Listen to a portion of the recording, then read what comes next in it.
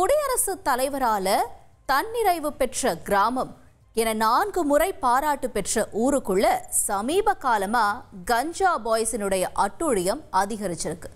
போதையினுடைய பாதையில பயணிச்ச இளைஞர்களை தட்டி கேட்டவர் வீட்டுல பெட்ரோல் பாம் வீசிய சம்பவத்தின் பின்னணியை விவரிக்கிறது இந்த செய்தி தொகுப்பு.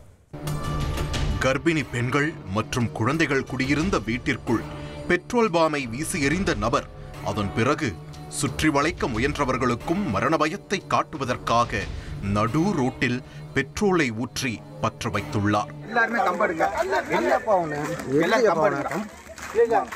இந்த சம்பவத்தால் நடுநிசி இரவில் நாலுக்கோட்டை கிராமமே அதிர்ந்து போயிருக்கிறது.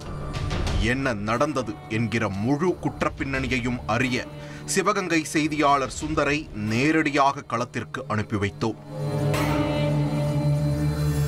சிவகங்கை மாவட்டம் நாலுக்கோட்டை கிராமத்தைச் சேர்ந்தவர்.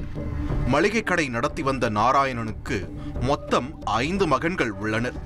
பிள்ளைகள் அனைவரும் வெளிநாட்டில் வேலை பார்த்து வரும் நிலையில் நாராயணனும் அவருடைய மனைவி தனலட்சுமியும் மருமகள்கள் மற்றும் பேரக்குழந்தைகளோடு நாலுக்கோட்டையில் உள்ள சொந்த வீட்டில் வசித்து வந்துள்ளனர்.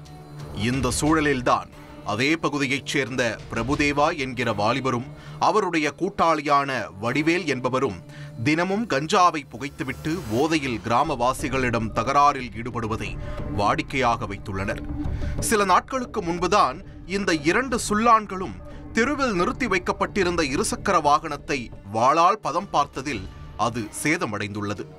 ஆட்டை கடித்து மாட்டை கடித்து மனிதனை கடித்த கதையாக பொது சொத்தையும் இருசக்கர வாகனத்தை உடைத்து அராஜகத்தில் ஈடுபட்டு வந்த இந்த போதை பாய்ஸின் கவனம் கிராமவாசிகள் மீது திரும்பி உள்ளது. ஒரு மாதத்துக்கு முன்னாடி பார்த்தீங்க அப்படின்னா இதே தெருவில் ஐயனார் தெருவில் வந்து பக்கத்து வீட்டில் ஒரு மோட்டார் பைக் வந்து கஞ்சா போதையில் பெரிய வாழை வச்சு வெட்டி பெரிய கலவரம் வச்சு இப்போ அந்த கலவரத்துக்கு அப்புறம் ஒரு மாதம் கழிச்சு அந்த பையன் இப்போ நேற்று தான் வந்தாப்புல. இந்த சூழலில்தான் வெளிநாட்டில் இருந்து விடுமுறையில் சொந்த ஊருக்கு திரும்பி வந்த நாராயணனின் மகன் ராஜா அவருடைய வீட்டிற்கு அருகே இருந்த வாய்க்கால் பாலத்தில் அமர்ந்து கஞ்சா புகைத்துக் கொண்டிருந்த வடிவேலையும் பிரபுதேவாவையும் உரிமையோடு கண்டித்துள்ளார். அப்போது அவர்களுக்கிடையே வாக்குவாதம் ஏற்பட்டிருக்கிறது. இந்த மாதிரி தகாத வார்த்தைகள் பேசிட்டு இருந்தாப்புல. அப்போ வந்து பேசும்போது இந்த மாதிரி பேசக்கூடாது, இந்த மாதிரி பேசாமல் கொஞ்சம் அமைதியாயிரு, நீ போ, நாளைக்கு பேசிக்கலாம் அப்படின்னு சொன்னதுக்கு, இதை சொல்லி போக சொன்னதுக்கு உடனே வீட்டுக்கு போய் வாள் எடுத்துகிட்டு வந்து கஞ்சா போதையில் நைட்டு தூங்கிக்கிட்டு இருந்த அப்பாவை கத்தியால் வெட்டி பெரிய பிரச்சனை கலவராயிடுச்சு. இதன் தொடர்ச்சியாக டென்ஷனான பிரபுதேவா அன்று இரவு கூட்டாளிகளோடு போதையில் நாராயணனின் வீட்டிற்கு வந்து மீண்டும் வம்பிழுத்துள்ளனர். அப்போது ஏற்பட்ட தகராறில் நாராயணனின் காலில் வெட்டு விழுந்திருக்கிறது. காயமடைந்த நாராயணனை மீட்ட அக்கம் பக்கத்தினர் மருத்துவமனையில் சிகிச்சைக்காக அனுமதித்துள்ளனர். இந்த சம்பவத்தை தொடர்ந்து நாராயணன் தரப்பில் இருந்து காவல் நிலையத்தில் புகார் அளிக்கப்பட்டிருக்கிறது. இதனால் ஆத்திரத்தின் உச்சிக்கே சென்ற பிரபுதேவா சம்பவம் நடந்த இரவில் நாராயணனின் வீட்டிற்கு கொலை ஆயுதங்களோடு வந்திருக்கிறார். ஏற்கனவே நாராயணன் காயமடைந்து மருத்துவமனையில் அனுமதிக்கப்பட்டிருந்த காரணத்தால் அப்போது அவருடைய வீட்டில் மருமகள்கள் மற்றும் பேரக்குழந்தைகள் மட்டுமே இருந்துள்ளனர். பிரபுதேவா கையில் பெரிய வாளோடு வாசலில் நின்ற காரணத்தால் உயிர் பயத்தில் அவர்கள் வீட்டின் கதவை உள்பக்கமாக தாழிட்டு கொண்டு அக்கம் பக்கத்தில் இருப்பவர்களிடம் உதவி கேட்டு கத்தி கூச்சலிட்டுள்ளனர். கர்ப்பிணி பெண்கள் மற்றும் குழந்தைகள் என்றும் பாராமல் தன் மீது புகார் அளித்தவரை பழிவாங்க வேண்டும் என்கிற கொலை வெறியோடு வந்திருந்த பிரபுதேவா நாராயணனின் வீட்டில் 2 பெட்ரோல் குண்டுகளை வீசி எறிந்துள்ளார். ஆனால் நல்வாய்ப்பாக எந்த அசம்பாவிதமும் ஏற்படவில்லை.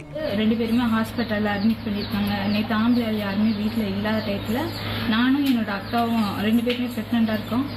குழந்தைங்க 2 குழந்தைங்க வீட்டில் இருந்தாங்க. வீட்டில் இருந்த சமயத்தில் வீட்டில் யாருமே இல்லை. அந்த சமயத்தில் பெட்ரோல் குண்டு போட்டு கேட்டாங்க.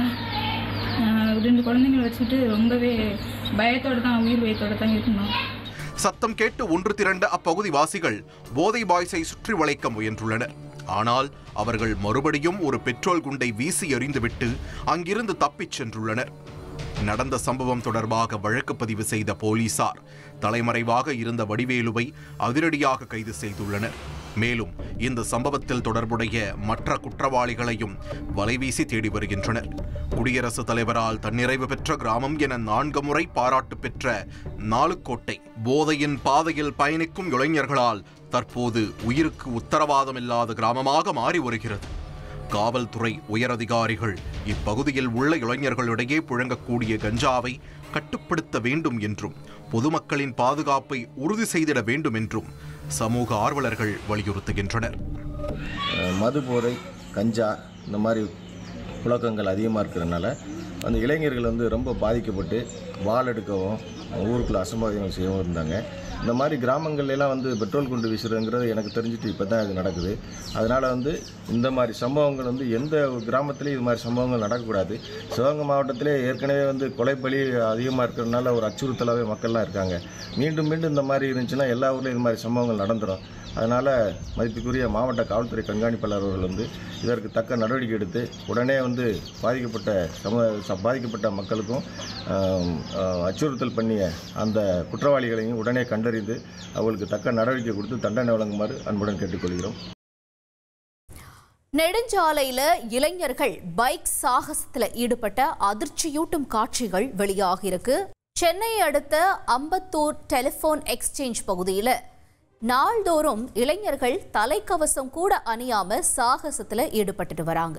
இதன் காரணமா பொதுமக்களும் வாகன ஓட்டிகளும் நெடுஞ்சாலையில ஒருவித அச்சத்தோடவே பயணிக்கும் சூழல் உருவாகி இருக்கு.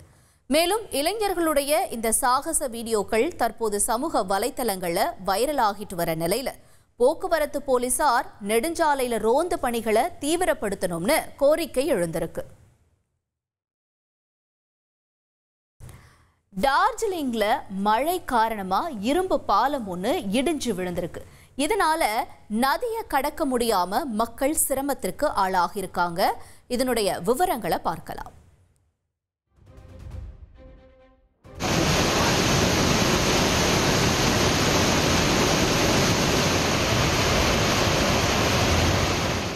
மேற்கு வங்க மாநிலம் டார்ஜிலிங்கில் கனமழை காரணமாக ஆற்றின் குறுக்கே கட்டப்பட்ட இரும்பு பாலம் இடிந்து விழுந்தது. நள்ளிரவில் வெளுத்து வாங்கிய கனமழையால் பாலத்தின் தூண் சரிந்து ஒரு பகுதி பெயர்ந்தது. இதனால் ஆற்றங்கரையோரம் வசிக்கும் மக்கள் நதியை கடப்பதில் சிரமம் ஏற்பட்டிருக்கிறது.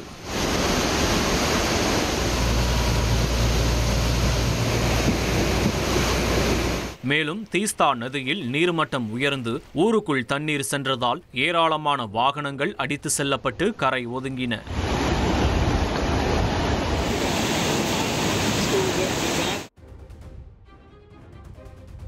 ராஜஸ்தான்ல ஐசியூல ஏற்பட்ட தீ விபத்துல 6 பேர் இறந்து போயிருக்காங்க. அரசோட அலட்சியமே இதுக்கு காரணம்னு சொல்லி உறவினர்கள் போராட்டத்தில் ஈடுபட்டாங்க.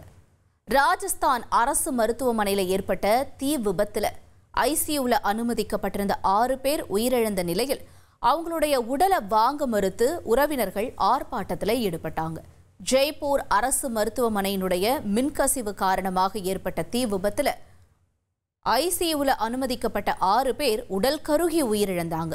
இந்த நிலையில மாநில அரசினுடைய அலட்சியத்தால தான் இந்த சம்பவம் நடைபெற்றதா சொல்லி மருத்துவமனை வளாகத்தில் உயிரிழந்தவர்களின் உறவினர்கள் ஆர்ப்பாட்டத்தில் ஈடுபட்டாங்க.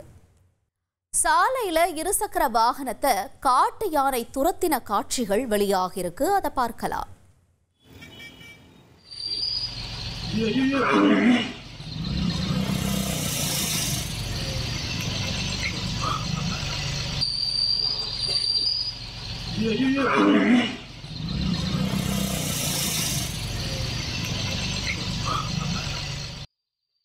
நீலகிரி மாவட்டம் கூடலூர் மற்றும் அதனுடைய சுற்றுவட்டார பகுதிகளில் காட்டு யானைகளினுடைய நடமாட்டம் அதிகரிச்சிருக்கிறதுனால பொதுமக்கள் அச்சமடைந்திருக்காங்க.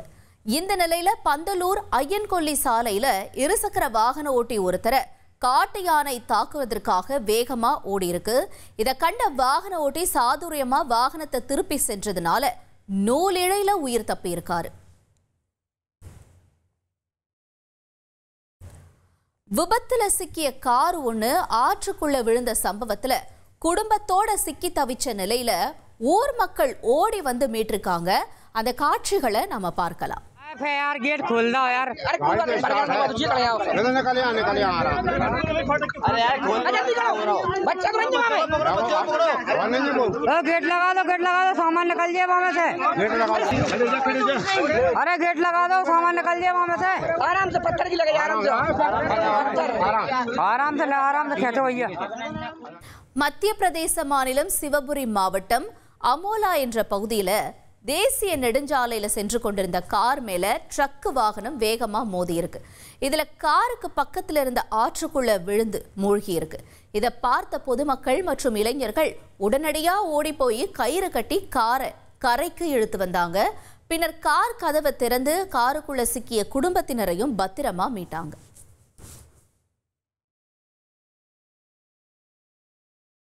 ஆன்லைன் உணவு டெலிவரி ஊழியர் தன்னை ஆபாச முறையில் தொட முயன்றதா பெண் ஒருத்தர் புகார் தெரிவிச்சிருக்காங்க. மும்பையில் ஆன்லைனில் பொருட்களை ஆர்டர் செஞ்ச பெண் ஒருத்தவங்க பொருட்களை விநியோகம் செய்வதற்காக சென்ற டெலிவரி ஏஜென்ட் ஒருவர் அந்த பெண்ணுக்கிட்ட பொருளை கொடுத்துட்டு பணத்தை வாங்கிக்கும் பொழுது ஆபாச முறையில் தொட முயன்ற காட்சிகள் சிசிடிவியில் பதிவாகியிருக்கு. இந்த சம்பவத்திற்கு வருத்தம் தெரிவித்த சம்பந்தப்பட்ட நிறுவனம் ஊழியருடனான ஒப்பந்தத்தை ரத்து செஞ்சிருக்கிறதா குறிப்பிட்டிருக்கு. இச்சம்பவம் தொடர்பாக மும்பை காவல்துறையும் அந்த பெண்ணினுடைய இருப்பிடம் மற்றும் தொடர்பு எண்ணை பகிருமாறும் கேட்டுக்கொண்டிருக்காங்க.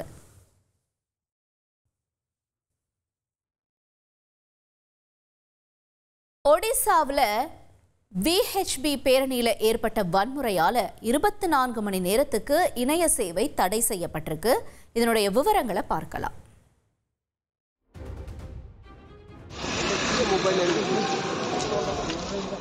விஸ்வ ஹிந்து பரிஷத் பேரணியால் ஏற்பட்ட வன்முறை காரணமாக ஒடிசா மாநிலம் கட்டாக் மாவட்டத்தில் 24 மணி நேரத்திற்கு இணைய சேவை தடை செய்யப்பட்டுள்ளது.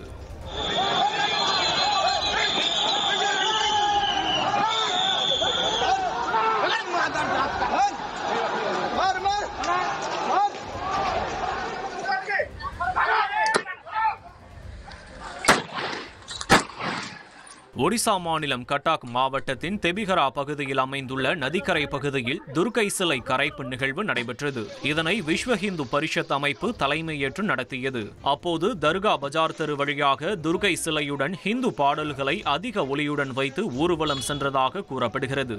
இது அங்கு வசித்து வந்த மற்றொரு தரப்பு மக்களுக்கு தொந்தரவாக அமைய சத்தத்தை குறைக்குமாறு கூறியுள்ளனர். இதற்கு ஊர்வல தரப்பினர் மறுப்பு தெரிவித்துள்ளனர். இதனால் அங்கு தகராறு ஏற்பட 6 பேர் கைது செய்யப்பட்டனர். இந்த நிலையில்தான் விஸ்வ ஹிந்து பரிஷத் அமைப்பினர் தர்கா பஜார் பகுதியில் இருசக்கர வாகன பேரணி நடத்தியுள்ளனர். இதனை தடுத்து நிறுத்த போலீசார் வந்த நிலையில் கூட்டத்தினர் அங்கிருந்த சிசிடிவி கேமராக்களை சேதப்படுத்தியுள்ளனர். கௌரி சங்கர் பூங்கா உள்ளிட்ட பகுதிகளில் உள்ள கடைகள், இருசக்கர வாகனங்களுக்கு விஸ்வ ஹிந்து பரிஷத்தை சேர்ந்தவர்கள் தீ வைத்து எரித்துள்ளனர். இந்த வன்முறை சம்பவத்தில் 8 போலீசார் உட்பட 25 பேர் காயமடைந்தனர். அப்பகுதி முழுவதும் போலீசார் மற்றும் பாதுகாப்பு படையினர் குவிக்கப்பட்டுள்ளனர். மேலும் கட்டாக் மாவட்டத்தில் இணைய சேவை தடை செய்யப்பட்டுள்ளது.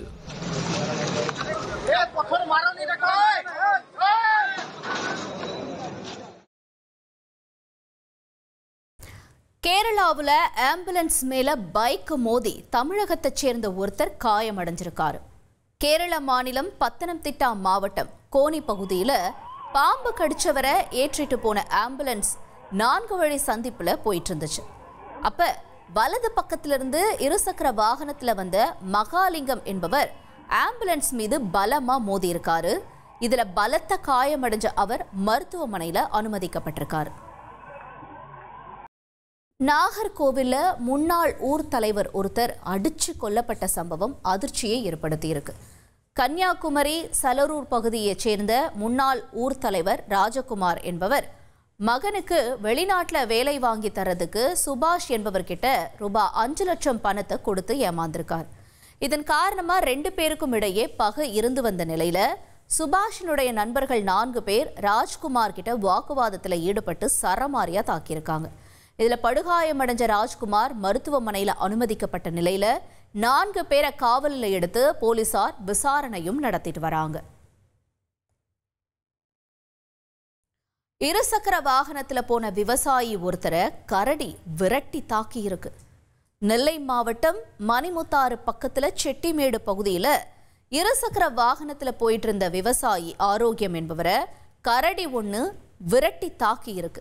இதனால விவசாயி ஆரோக்கியம் என்பவருடைய காலில் லேசான காயம் ஏற்பட்டிருக்கு. மேலும் தொடர் கரடிகள் நடமாட்டத்தினால அச்சமடைஞ்சிருக்க கிராம மக்கள் விரைஞ்சு நடவடிக்கை எடுக்கணும்னு கோரி வனத்துறையினருக்கு கோரிக்கையும் விடுத்திருக்காங்க. பெண்ணோட கழுத்தை பிடிச்சு தகராறுல ஈடுபட்ட இளைஞரை போலீசார் தங்களோட ஸ்டைல்ல விசாரிச்சு மன்னிப்பு கேட்க வச்சிருக்காங்க. என்ன நடந்ததுன்னு முதல்ல பார்க்கலாம். गलती हो गई अब ना करूँ ऐसा मुझे माफ कर दो अब मुझे पता गलती हो गई अब ना करूँ ऐसा मुझे माफ कर दो अब.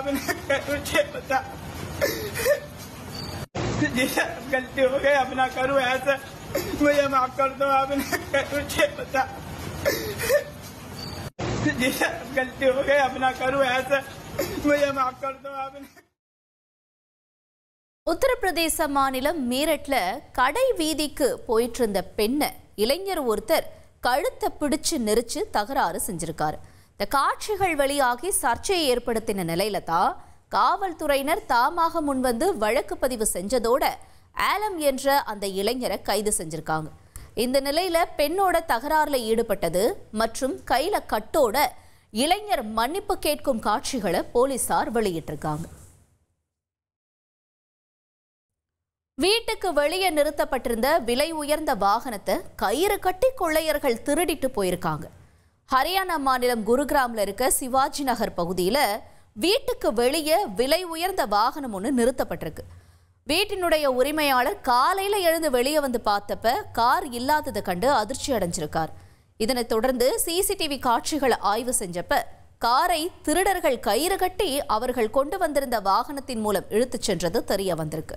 திருடப்பட்டினுடைய காரின் லாக்கை உடைக்க முடியாததுனால திருடர்கள் அந்த கார்ல கயிறை கட்டி பின்னர் அந்த கயிறை தங்களோட வாகனத்துல காரோட இணைச்சு இழுத்து சென்றதும் தெரிய வந்திருக்கு.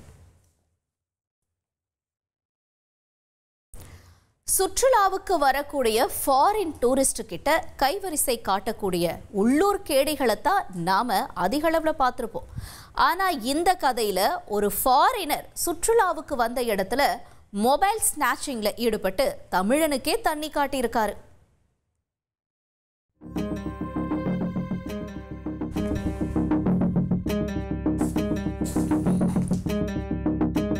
பஞ்சத்தில் அடிபட்ட உள்ளாடை விளம்பரத்தின் மாடல் போல அமர்ந்திருக்கும் இவர்தான் செல்போன் ஸ்நாச்சிங்கில் ஈடுபட்ட ஃபாரின் டூரிஸ்ட்.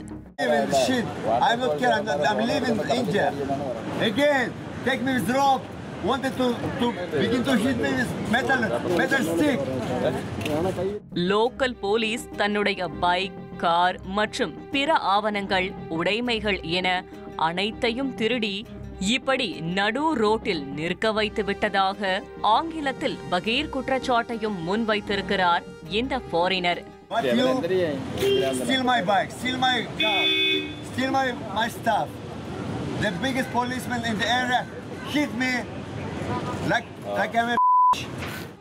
சுற்றுலாவிற்கு வந்த இஸ்ரேல் நாட்டு குடிமகனுக்கு வர்க்கலாவில் என்ன நடந்தது, அவருடைய இந்த பரிதாப நிலைக்கு யார் காரணம் என்பதை அறிய விசாரணையில் களமிறங்கினோம்.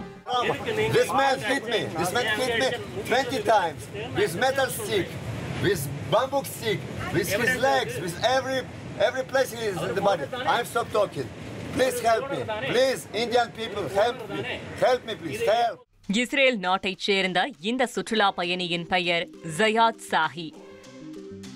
46 வயதாகும் இவர் கடந்த சில மாதங்களாகவே குட்டி கோவா என வர்ணிக்கப்படும் கேரள மாநிலத்தில் உள்ள வர்க்கலாவில் ஆதரவற்று சுற்றி திரிந்துள்ளார்.